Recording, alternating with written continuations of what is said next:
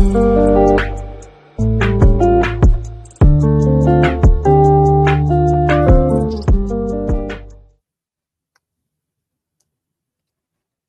สงค่าพี่น้องผู้ถ่อมเย็นเสียงใต้ตีนับยำกูเซากูปาจามหลิกตางสายลมอีกปาดังขาวลุงแรงเปิงอยู่ตีสายลมเสปล่อยเสียงมาฮอดแผ่วถึงพี่น้องขากวาดแทงวันหนึ่งเขา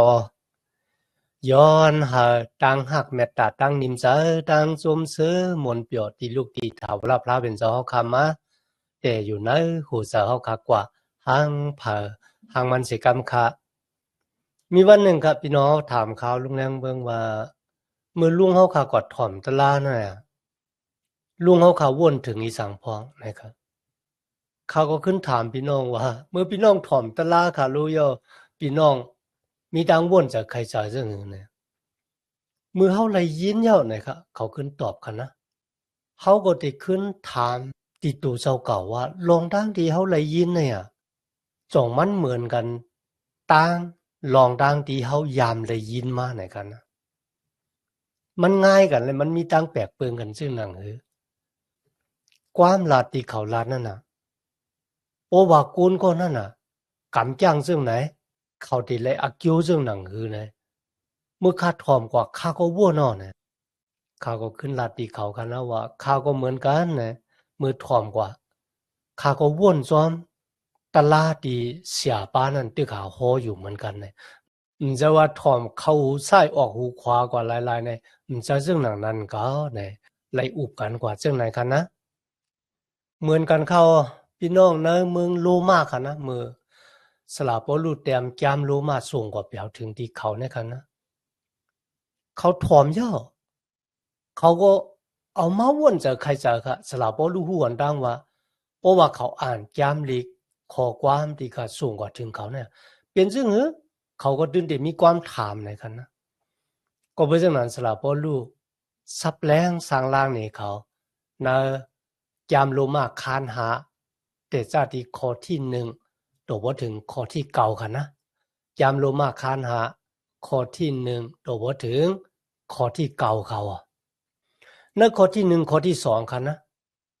อาเกียวตั้งอันเป็นก้นสีต่อลุยตั้งอยู่มาตำเจเนจุอิสุมันเป็นนิสังอาเกียวตั้งอันเป็นก้นสีต่อลุยตั้งอยู่มาตำเจเนจุอิสุเนี่ยมันเป็นนิสังมันมีเรื่องหนังนะครับในข้อที่1ข้อที่2เลยว่า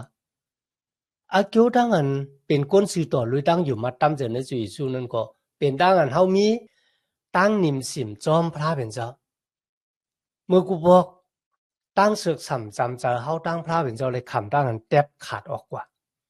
กุยกะและขิงนะ呀เจ้าเยซูเฮ็ดให้ตั้งศึกสัมจำเจอนั้นขึ้นดีมากขึ้นก็เพราะฉะนั้นเฮาจึงมีตั้งนิมสิมในพระเป็นเจ้าเฮาจุกอยู่ตาโฮมเงากุ่งเกจูของพระเป็นเจ้าเลยเฮามีตั้งโจมซื้อในตั้งมุงทามองทาในพระเป็นเจ้านะครับข้อที่3โดยบ่ถึงข้อที่5ค่ะนะในสำหรับถึงตั้งทุกเข้าที่บ่เป็นมานะจุตาซักลูกล่างตะเปเจ้าค่ะนะที่ว่าเป็นก้นสีต่อย่อเนี่ยก็บ่สังเฮายังตึกมีตั้งทุกข้าอยู่ตั้งทุกข้ามันเป็นอเกียวอีสังปุนตาเฮานะครับสลับบ่รู้เลยสับแรงสร้างล่างข้อที่3ถึง5เนี่ยว่าตั้งทุกข้านั่นนะมันเฮ็ดให้เฮาเนี่ยเป็นโกติมีตั้งเยื่อนขามหมอเยื่อนซีเยื่อนขามนะครับเมื่อเฮาเป็นคนที่มีตังเยื่อนซีมีตังเยื่อนขามเฮาเป็นคนที่พระเป็นเจ้าเจอการไล่ก็เพราะฉะนั้นตั้งมุงทามองทาที่เฮามุงทามองทาในพระเป็นเจ้านั้นก็เต็มทนที่เป็นว่าเป็นสุมกำเนิดมาถึงข้อที่6ต่อบ่ถึงข้อที่9ค่ะนะโลมาคานหานะครับตั้งหักของพระเป็นเจ้าเปียเนเฮามาตั้งเจ้าเยซูคริสต์นะครับว่าพระเป็นเจ้าหักเขาหมอกาหือเนี่ยพระเป็นเจ้าเปียเนเฮาขามาตั้งเจ้าเยซูคริสต์ในเขาตั้งหักพระเป็นเจ้าเป็นจริงขนาดพวกไหนตั้งหักพระเป็นเจ้ามันเป็นตั้งอันจุนตั้งจุนดีว่าโปว่าสวมเฮ็ดอันไหนเฮาเตเจ้าเรื่องหนังนั้นนะครับนะตั้งหักมันเจ้าจุนค่ะ เฮาได้เฮ็ดก็ย่อเฮ็ดก็ย่อเฮาได้ตอบแทนก็ย่อตอบแทนก็ย่อเนี่ยมันเจ้ามีตังหักมีในตีเฮาคาเนี่ยเขา要ก็มันเจ้าหาเขาคาเนอขิงแล้วค่ะล่ะเนอขิงที่เฮาเป็นก้นหลีเนี่ยมันเจ้าเขาว่าเนอขิงที่เฮาอ่อนอ่อนเป็นก้นอ่อนอ่อนค่ะนะแลเนอขิงที่เฮาเป็นก้นอำตะลาแลเนอขิงที่เฮาเป็นก้นมีบุรแพทย์พระเป็นเจ้าเปียนี่ตังหักมันเจ้ามาตังเจ้าเยซูคริสต์ในเขาแล้วค่ะที่สืบด้วยกว่าจ้องกันกำคอค่ะเนาะอากิวตั้งอันเป็นก้นสีโตก้นสีโตก็เป็นก้นที่เลยครับตั้งเกกช็อตกันเนาะเฮาลัดปอดว่าอากิวตั้งอันเป็นก้นที่เลยครับตั้งเกกช็อตมันเป็นเจ้าหนังหือจอมหนังเดียวคาเลยฮู้เจ้าเยซูคริสต์เลยถูดนุกเอาเฮาคาเนี่ยเจ้าว่าเอาของปอๆค่ะนะกุ้ยก็เอาอาซักที่มีกายขันลงของมันเจ้าตีมจางสูงพยาดกาขันมันไรเนี่ยกันเลยอาซักโซยิสุกว่าขามตอกจัดตายเนี่ยสลักว่ามือก็เปิดไหนกุ้ยพระเป็นเจ้าจึงเพียวแบบวัวแบบที่อยู่นะจุดอาซักของเฮาค่ะเฮ็ดให้เฮาค่ะเนี่ยมีอาขว้างเฮ็ดให้เฮาค่ะป่นเสตั้งอันจีอย่างปันตามที่พระเป็นเจ้าที่จีอย่างปันตามโกนกูก็ในวันนั้นกุ้ยก็เฮาค่ะที่เป็นก้นสีโตเนี่ยกันนะเฮินอันกัดเย็นข้ามสารในเมืองกลางเฮานั่นน่ะเป้ามองทาเฮาค่ะอยู่ในเขาพี่น้องค่ะหลายก็คาเลยตั้งเกกช็อตในวันเหมือนในค่ะนะหลายก็คำจุ้นกูสำกูเปิงค่ะอำบ่ได้เป็นปิเจอุกจากเงินคำเฮินเยเขาจุ้นปุ่นตาได้เลยตั้งเกกช็อตในมากวยนั้นในสมัยจำลิกมีไว้ว่าโกนดังหลายที่อยู่มาตำจะในจุยสู้กันนานกวยนะครับที่ไรครับพี่น้องเขาคำมาโดยอากิวตั้งเกกช็อตอันที่หนึ่งนั่นเป็นสั่งไหนเป็นตั้งนิมซิมตั้งนิมซิมที่พระเป็นเจ้าปันพี่น้องเขาบอกว่าพระเป็นเจ้าปันตั้งนิมซิมที่ลูกล้างตะเปเจ้าบ่เนี่ยจ้ะก็บ่สั่งโลกาเนี่ยมันนำไปมีตั้งนิมซิมค่ะล่ะเนี่ยกำปอดเมืองนั้นก็ตึกกันปอดเมืองไหนก็ตึกกันเนี่ยก็บ่สั่งตั้งนิมซิมมันไปมีค่ะเลยเพราะว่ามันเจ้าปันตั้งนิมซิมที่ก้นสิโตเจ้าเขาพี่น้องค่ะโลกาในเต็มมีตั้งนิมซิมเพราะว่าวัวเป็ดมันติดอยู่ในหัวใจของคนไหนโลกาเนี่ยตื่นเต็มมีวันไหลหวบทบตั้งนิมซิมหรือเสวันที่จะยิสุกย่อมากันนานไว้กันนะโลกาในเต็มมีตั้งนิมซิมก็เพราะฉะนั้นเพราะว่าคาโลกาเนี่ยป่นเสตั้งสุกสักอุ่นเอ็นโมเมบนไหนจังหลุเลยมาหาบเอาตั้งเกกชอดลุยตั้งอยู่มาตำจะในจุยสุกเรียนเพราะว่าคนกูก็หาบเอาตั้งเกกชอดลุยตั้งอยู่มาตำจะในจุยสุโลกาในนิมซิมครับก็เพราะฉะนั้นในวันเหมือนนั้นกันนะพอพี่น้องถามว่าก็เพราะสังโลกายังสุกสักอุ่นเอ็นโมเมไหนก็ปือวัวแปดยังตึกอุปปึงในหัวใจของคนโลกาจึงมีตั้งนิมซิมไรล่าครับตั้งขึ้นอย่างมาสูงภายโลกานำมาเสตาก็ตั้งตกแต่มในลองศิลลองทำซ้ำแค้นนำมาเขาก็เพื่อจะไหนมีตั้งเหลียวก้อยนั่นก็มาหาบเอาตั้งสีโตหรือตั้งอยู่มัดในพระเป็นเจ้าในเป็นอากิวตั้งเกกชอดตีลูกล่างตะเปเจ้าไรหับค่ะนะตั้งนิมซิมอันที่สองจุยสุเลยลัดไว้นะโยหันคัน14ข้อ27ค่ะเนาะเขาปั่นตั้งนิมซิมที่สูตั้งนิมซิมที่เขาปั่นสูดังหลายเนี่ยเหมือนโลกาในปั่นสูเหมือนโลกาในปั่นนะพี่น้องครับเพราะว่าเขาเกิดเป็นคนมาเขาเลยครับตั้งนิมจะตั้งร่วมซื้อมนเปี่ยวของโลกากุยกาเขาเลยครับตั้งนิมซิมที่ลูกที่พระเป็นเจ้ามาแต่อยู่ในหัวใจเขาเนี่ยเขาว่าซุมเกลางมันตั้งอันเกิดเป็นโกนที่ว่าไหนก่อนไรครับก็เพื่อเขามีขว้างอยู่ค่ะนะเขาปั่นขว้างตู่เจ้าเก่าห้าเอาตั้งนิมซิมที่พระเป็นเจ้ากุ้ยคารุ่นเนาะก็เพราะฉะนั้นอย่าซุมเกลางน่าตั้งอันเกิดมาเป็นโกนกันนะตั้งนิมจะที่3เนี่ยก็มีไว้อยู่นะฟิลิปปีคัน4ข้อที่7กันนะตั้งนิมซิมที่พระเป็นเจ้าปั่นที่เขาเนี่ยมันเป็นตั้งนิมซิมที่วัวนำคือดำถึงไรในเขาในค่ะเป็นอากิวพรดีมังกลาอันที่หนึ่งที่พระเป็นเจ้าปันดี ลูกล่างตะเปเจ้าที่อยู่มาตั้มเจอในจุยสู้กันนะนั่นก็เป็นตั้งนิมสิมเขาฮู้ค่ะเขาฮู้ว่าวัวตะเปียที่เขายำเฮ็ดมานั้นพระเป็นเจ้าคว้างหลอดปันเสียงพระเป็นเจ้าเต็มเอาตั้งพิษที่เขายำพิษมานั่นน่ะมาจีอย่างเขาหรือเช่นนั้นก็ค่ะตั้งเกจอดที่เขาไล่ฮับนั่นมันเป็นตั้งเกจอดต่อโจค่ะตั้งนิมสิมที่ป่อเป็นมาเนอเจ้าเขาค่ะนั่นก็เปว่าวัวตะเปียเท่าค่ะไล่ขามด้านอันพระเป็นเจ้าสุกปวดล่างเปเพียวแปดก็เป็นเรื่องหนังไหนเขาขาตั้งพระเป็นเจ้าเนี่ยมันคัดกันเขาค่ะมีตั้งศึกสัมจำจะดีหมันเมียนต่อกันพี่น้องค่ะเมื่อเขาค่ะตัวกลเงากำผาสองก้อนนสนอุเย็นเอตินเนี่ยเมื่อเขาเฮ็ดวัวตะเปียต่อพระเป็นเจ้าพี่น้องเขาปลายพระเป็นเจ้าค่ะนะกว่าเอาไว้ไม่มาสารเป็นเสือโคเหวก็ปลายแมบอยู่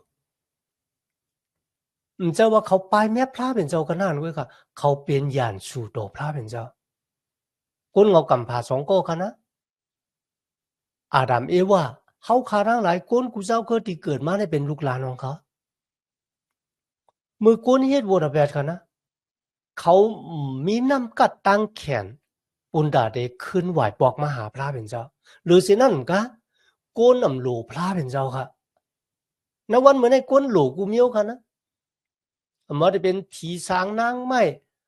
ขุนหางสร้างทู่ไหนโกนเอากูเมียวกุยกัดที่โกนเถียงแบบนั้นก็เป็นพระเป็นเจ้าเพราะว่าได้ยินเยซูในหนาว่าโตซ่ามันพื้นไหนกันนะเจ้าได้เขาพระเป็นเจ้าก็กวางหลังแปดโกนเหมือนกันโอ้ยกับเมื่อเจ้าเยซูคริสต์มาขามตอกซัดตายในเสาลักว่ามือนั่นน่ะเหมือนนั่นน่ะพระเป็นเจ้าขึ้นยืนมือมันเจ้ามาจูโกนเขาค่ะเขามาหาพอตั้งเกจอดเหมือนเรื่องที่เจ้าเยซูรัดไว้นะมัดแถกคัน11 ข้อ 28ค่ะนะโกนนั่งหลายตีเหตุการณ์คือน่ะหับโคนักหนานั่นน่ะมาจูเฮาต้าเขาเตะสูดังหลายหายดังฮือของสูยก็มีดังโจมชื่อมนเปียวพี่น้องกันในวันเหมือนกันนะมีคนหลายก่อค่ะเขานอนรับกว่าหูจักตั้งนิมสิมนะนอนรับเลยใจของเขาเนี่ยมีตั้งนิมสิมเขามีตั้งฮือก็เปือวัวระแปดที่เขาละเฮ็ดมาเขาใครกว่าเฮ็ดดีเขาก็ว่าได้เป็นดีแล้วนะก็ได้ปุ่นดาได้กวาดถอดเอาวัวระแปดที่มันเป็นโคนักหนาเนี่ยออกหน้าจุดาสาของเขาโกยการนั้นสมัยแกมลีพระเป็นเจ้าลัดว่ามีตีเหลียวก็มาจูเจ้าเยซูในเขาในเป็นตั้งอันลูกล่างตะเปเจ้าไรฮับอันนั้นก็เป็นตั้งนิมสิมในเจ้าเยซูคริสต์เมื่อเขาไรฮับตั้งเกจอดตั้งนิมสิมเป็นอากิวอันดังสุดที่เขาคาไรฮับเขาก็เปิดในแกมลีกโลมาคันหาข้อที่1มีไว้ว่าก็เปิดเรื่องหนังนั้นเมื่อเขาเป็นก้นซื้อต่อก็เปิดตั้งอยู่มัดยาวเขาจึงมีตั้งนิมสิมในพระเป็นเจ้าตั้งเจ้าเยซูคริสต์ของเขาในเขากำลังมาถึงข้อที่2ค่ะนะตั้งอันเข้ามาจูพระเป็นเจ้าลุยตั้งพระเป็นเจ้าเขาเลยเข้ามาอยู่ในโฮมกุ่งเกจูที่เขาจุกอยู่ใต้โฮมเงาเนี่ยเขามีตั้งจมซื้อมีตั้งตำใจวางใจที่เลยเข้ามามีปุ่นมีส่วนในตั้งอย่างยัดอันนั้นมีที่สุดที่เสียงของพระเป็นเจ้าเจ้าค่ะในวันเหมือนกันนะเขาได้รับตั้งเกจชอดเจ้าเขามีอความเข้ามาจูพระเป็นเจ้าลุยตั้งอันสุดต้องตึงหามันเจ้าเขาสุดต้องย้อนที่พระเป็นเจ้ามันจะว่าพระเป็นเจ้าที่ปันกูเมียวที่เขาย้อนจ้ะกุยกับมันเจ้าติดถ่อมยินความกูกรรมที่เขาสุดต้องตึงหามันเจ้าหรือเช่นนั้นก็ค่ะมันเจ้าติดตอบความสุดต้องเขาค่ะจอมหนังอักขิงของมันเจ้าค่ะอันที่3ให้เราค่ะมีตั้งมุงถามองถาอันที่3ค่ะนะอากิวตั้งเกจช็อตนั่นแหละให้เราค่ะมีตั้งมุงถามองถาเมื่อค่ะอ่านนะติตุคัน2ข้อที่13ค่ะนะเฮามุงมองวันที่มีตั้งจมซื้อมวลเปียววันที่จุยสุกย่อมาหาเขาค่ะปาเขามืออยู่จอมันเจ้าในเมืองกระดินครับซะอันนั้นเป็นตั้งมุงมองคริยานว่าวันหนึ่งจุยสุติมาหาลูกล่างตะเปเจ้ากูก็มืออยู่จอมันเจ้า ก็ติพร้อมยาวค่ะนะก็ติตูตันกุยก็ติมตูตันนั่นก็อาบเต็มไปไล่มือค่ะนะก็เพราะฉะนั้นนะวันมื้อนี้ค่ะนะลูกของพระเป็นเจ้าเนี่ยมีตั้งมุมมองค่ะมีตั้งมุมมองในอนาคตว่าสิตายออกโลกาในกว่านั้นเนี่ย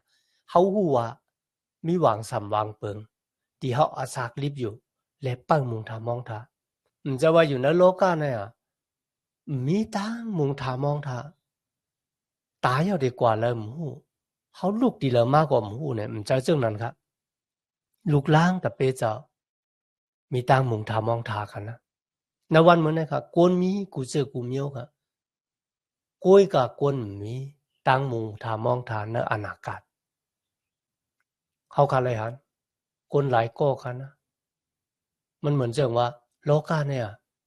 มันติดปัญหาอยู่อย่างเดียวนะเขาติดตายวันใดก็หมูอนาคตไว้เขาตายกว่าเขาตีเขากว่านั่นน่ะเป็นตีหลีห้าตีห้าหมูเนี่ยเขามีตั้งมุงมองในอนาคตเขาก็ไหวหน้ากว่าจูยาเมากำกินเหล้าเมายาหาตั้งโจมชื่อมนเปียวในวัวระเปียดเนี่ยเขาคาเลยหันจังหนังไหนก็บุสังกันล่ะก็บัวเขามีตั้งมุงมองในอนาคตกันกุ้ยกะลูกล่างตะเปเจ้าเขาขามีตั้งมุงมองในอนาคตเขาอยู่ในโลกาในกันนะมันจะว่ามีลองหลีละลายมีลองให้ปะกุ้ยกับมือลองให้ปอปอกเป็นมากค่ะนะนั่นสมัยแก้มลิกโลมากคัน8ข้อ28เลยปั่นแห้งเขาว่าพระเป็นเจ้าตีเฮ็ดกูลองตีมันหลีหลีนั่นค่ะนะแต่ปูดลองให้เขาเป็นลองหลีมากนะครับหรือฉะนั้นมันก็รู้มาคัน8ข้อ39ว่ามีสังที่เดมาเพเขาเนี่ยแตบขัดตั้งหักของพระเป็นเจ้าที่มีต่อเขาไรเนี่ยต่างเกสู่พระเป็นเจ้าแต่กันนะในข้อที่3ข้อที่4ครับหรือฉะนั้นมันก็นะครับเขามีตั้งโจมเชื้อในตั้งตุกขาของเขาก็เพื่อเขารู้ว่าตั้งตุกขานั่นน่ะแต่เฮ็ดให้เขาค่ะมีตั้งยื่นสีมีตั้งยื่นกันในใจและตั้งยื่นกันนั่นแต่เฮ็ดให้เขาหันว่าเขาเป็นคนที่พระเป็นเจ้าใจตื้อทรงตื้อในจุดตาจากของเขาไรและตั้งอันเขาตัวหันตัวเจ้าเก่าเจ้านั้นน่ะเฮ็ดให้เขามีตั้งมุงทามองทาในเขาพี่น้องค่ะตั้งยื่นกันยื่นขามเนี่ยมันนำไรป่อเป็นมาในจุดตาสักของเขามันบอกว่าเขาไรมีในร้องในไหวอยู่เขาเต็มมีตั้งยื่นกันยื่นขามนั้นเขาหลบป่นไม่ป่นกัดเขาหลบป่นตั้งหยับเผิดเขาหลบป่นตั้งหลีตั้งจ้ามือเขาเลยหวบทบตั้งหลีตั้งจ้านั่นค่ะดีนั่นน่ะตีให้เขาค่ะมีตั้งยื่นกันยื่นซีตั้งเยื่นกันเยื่นซีเนี่ยค่ะนะมันซ้ำแต่ปาเขาคำมีตั้งอันตูทบตาตั้งอันตูทบตาหันซ้ำแต่เป้าค่ะกวาดทบตั้งมุงทามองทาติเตรียมทนเลยเขาก็เพราะฉะนั้นนะข้อที่3ที่4เนี่ยมีอยู่3กรรมค่ะนะติจับแสงกันตั้งลองตั้งทุกค่ะตั้งจงซื้อมนเปียวตั้งมุงทามองทาและตั้งเยื่นซีเยื่นขามในเขาหลายก็ค่ะเขามีจุดอาศักด้านที่หลีกะแคมยากันนะอยู่เกี่ยวกินสากันนะกูกะเขาขาไลหันตั้งยืนเจอสีเจอของเขานั่นนะมันนำปอเต็มทวนกันก็จะใจกันนะจะว่าต่างกับแบบเพราะว่ามาแตกด้วยกันตั้งลูกล่างตะเปเจ้าบนเลยลูกล่างตะเปเจ้าเนี่ยเลยขามนั้นกันขี้นิกเด็กเตียงจ้ะกุ้ยกะก็เปิดสังเขายังตึกมีดังโจมซื้อมือเปียวเขายังตึกมีตั้งมงทามองทาเขายังตึกมีตั้งเยื่นสีขามหลายบนเลยจริงก็เปิดว่าพระเป็นเจ้าปั่นตั้งเป็นอย่างที่เขาเย้าเขามันบอกว่าลูกล่างตะเปเจ้าดีเลยครับตั้งเกกชอดย่อเขามีตั้งเป็นอย่างนี้ตั้งหยับผืดขานใจทั้งหลายกำเนิดกลับมาด้วยตั้งหักของพระเป็นเจ้าในข้อที่5ในกันนะตั้งหักของพระเป็นเจ้ามีเท้าขาดใจเรียกข้อขุมก็ปัวตั้งหักของพระเป็นเจ้าไหลเข้ามาสู่ในใจเขาคันเนี่ยรวยวิ่งเห็นหมดจังพระเป็นเจ้าที่มันเจ้าปั่นสู่เกจูที่เขาคาในเขาเจ้าได้ค่ะพี่น้องค่ะตั้งหักของพระเป็นเจ้าไหลเข้ามาในใจเขาค่ะมาตั้งหลายค่ะล่ะมาตั้งวิ่งเห็นหมดจังของพระเป็นเจ้าสลาปอลูแต้มลีกถึงพี่น้องเมืองโกลินตู1โกลินตูคัน6ข้อ19ค่ะนะ สุมหัวว่าตัวกายขันธาของสูเนี่ยเป็นจ้องปิกมันวิ่งเห็นมดจังพระเป็นเจ้าอยู่ในสูดังหลายตีสูเลยห้าตีพระเป็นเจ้ามาสูจะเจ้าของตัวของสูนะครับวิ่งเห็นมดจังของพระเป็นเจ้าอุปเปิงอยู่ณจุดตาสักลูกล่างตะเปเจ้าตัวกายขันธาเนี่ยเป็นจ้องปิกมันของมันเจ้านะครับโดยดังที่พี่น้องในเมืองโกรินตูเนี่ยตึกหาเป็นลูกอ่อนแหลงผายวิ่งเห็นกันนะมาจะเป็นลูกอ่อนแหลงผายวิ่งเห็นก็ย่อวิ่งเห็นมดจังของพระเป็นเจ้าก็แต่อยู่ในสูดังหลายนะครับจะว่าแต่อยู่ในผู้อ่อนหูในจื้อเจ้ากันนานก้อยนะครับมาถึงที่ข้อที่6ค่ะนะในอักขิงที่เฮามีเอ็นมีแห้งค่ะนะเจ้าเยซูคริสต์ก็เลยขามตายปุนดาเดจอยโกนมีวัวดาแปดในอักขิงข้าวยามตีแคมแล้วพี่น้องก็ติเนี่ยสมัยแกมลิกลาดในปีศาจนะว่าพระเป็นเจ้าเยซูคริสต์ตายปุนดาโกนหมึกจะปุนดาโกนดีค่ะมันจะมาขามตายปุนดาเดแก่ชดถูดเอาโกนมีวัวดาแปดค่ะนะมันจะปุนดาโกนดีจอมหนังเดียวค่ะไลหันเนื้อเสาลักว่ามือลูกกะคันเช้า3ข้อ34ค่ะเนาะโอ้พระบ่เจ้าแค้นต่อปวดวางควางหลอดปั่นบูดาเปสต์เขาก็บอกว่าเขาหูว่าเขาตึกเฮ็ดอีสังอยู่สุยสุดต้องเนี่ยย้อนหาพระเป็นเจ้าปวดวางควางหลอดปั่นก็ติดตอกจับมันเจ้าตายเนื้อเสาลักว่ามือก็บ่จังนั้นค่ะนะสุยสุเลยมาบุญดาหาคนที่ว่าเป็นคนซื่อต่อวันนี้พวกคนก็เลยว่าเขาเป็นคนซื่อต่อในเขาไม่รู้สุยสุค่ะกุยกะก็ติทับขามว่าข้าเป็นคนมีวัวระเบียกายกรรม3ปาวจีกรรม4ปามโนกรรม3ปาข้าผิดกูวันหนึ่งหลายปอกนับอ่านบอกมันบ่มเลยเจ้าเยซูมาตายปุนดาคนมีวัวระเบียอันนี้เป็นตั้งหักของพระเป็นเจ้าค่ะนะหวังก็ว่าคำรู้เจ้าเยซูคำรู้ตั้งหักของพระเป็นเจ้าคำข้าพระเป็นเจ้าป้าในมาหักค่ะพี่น้องกันนะวันเหมือนไหนนะเพราะว่าพี่น้องเขาค่ะปานกลางวันออกมาไล่บนไหนจังพี่น้องเขาค่ะก็ห้ามพระเป็นเจ้าว่าอย่าไปหักคานในไล่วะมีคนก็เลยห้ามกลางวันว่าอย่าไปส่องออกมาอย่าไปให้สายแรงมันเปิงลงมาในกำปาโลกาเนี่ยมีคนก็เลยห้ามไล่โป้ห้ามสายแรงกลางวันนำไล่กันหนึ่งห้ามตั้งหักของพระเป็นเจ้าที่มีต่อเขากุ้ยกับเขาอาไปกลางจองปุ่นดาได้ป่นสีแหลกกลางจองวัวดาแปดคันนะเขาตั้งหักของพระหลายทีเขาก็โหดละดังเกจอดคนที่ห้าพระเจ้าเยซูก็มีคนที่เถียงพระเจ้าเยซูก็มีครับกุ้ยกับพระเป็นเจ้าหักเขาพระเป็นเจ้าใครปั่นอักขว้างเขามีอักขว้างเต็บตัดสินใจเลือกว่าเขาได้อยู่ในตั้งรับสิ่งสืบกว่าเนี่ยนั้นก็เขาได้เขามาหาตั้งแรงมาหาว่าตั้งเกจอดลุยตั้งอยู่มาตำใจในพระเยซูคริสต์ในวันเหมือนนี้ครับพระเป็นเจ้าก็ยังหักคนกูก็มันเจ้าขาก้นกูก็มาหาว่าตั้งเกจอดจะลุยตั้งกำตั้งจ้างค่ะนะก้อยกับลุยกลุ่มเกจูพระเป็นเจ้าเหมือนกันเอแพดคัน2ข้อที่8กันเนาะยูหันคัน3ข้อ16ก็ว่าก็บ่พระเป็นเจ้าหักก้นล้อกี่หน้าลงหลังมันเจ้าจังไกจุ้นลูกเจ้าอันมีป้าเหลียวก่อนว่าจุ้นลูกเจ้าอันมีป้าเหลียวอันนี้มันเป็นกลุ่มเกจูค่ะนะเพราะว่าจุ้นลูกเจ้าบ่ไหนจังโกนเฮาคำมีเส้นตาสายตั้งบุญดาเดหาบ่ตั้งเกจอดเลยหรือสินั่นก็ค่ะตั้งอันเดหาบ่ตั้งเกจอดนั่นนะมันโหลเฮ็ดจอมหนังลอกลายตีพระเป็นเจ้ามักคานเอาไว้เฮาสิรับตั้งเกจอดจอมหนังใจเฮามักคานเอาหางกล้วยมันเลยเฮาโหลหาบ่ตั้งเกจอดจอมหนังที่พระเป็นเจ้าผู้ที่ปานตั้งเกจอดนั้นมักคานยอห์นคัน14ข้อ6ค่ะนะจุยสู้ลาดว่าเฮาเป็นเส้นตั้งนั่นสมัตตราก็เป็นอาสาก็เป็นมีคนก็ละเมิดถึงพระเป็นเจ้าไรหรือเสมาตั้งเฮาหรือเสมาตั้งจุยสู้กันนานกว่ามีต่างๆค่ะแล้วข้อที่7ค่ะนะมีเผาตายปุ่นดาก้นเมือกนะค่ะนะวางกำอาจจะมีก้นตายปุ่นดาก้นหลี พี่น้องค่ะมีคนหลายก็ค่ะตีพร้อมบุญดาที่ตายต่างพี่น้องเฮา1ก็2ก็3ก็มีเผอค่ะกุ้ยกะในวันมื้อนี้จุเยซูเนี่ยมาข้ามตายต่างเฮาค่ะก็เปิ้นมันเจ้าหาเขาแท้ๆค่ะนะในข้อที่8ค่ะนะกุ้ยกะพระเป็นเจ้าเปี้ยนนี่ตั้งหักของมันเจ้าที่เฮาตั้งหลายเนอะอะขิงที่เฮาตึกเป็นคนมีวัวละ8อยู่ค่ะว่าพี่น้องค่ะคนกำนำติจอยเนอะอะขิงที่คนคนนั้นเป็นคนดีค่ะนะ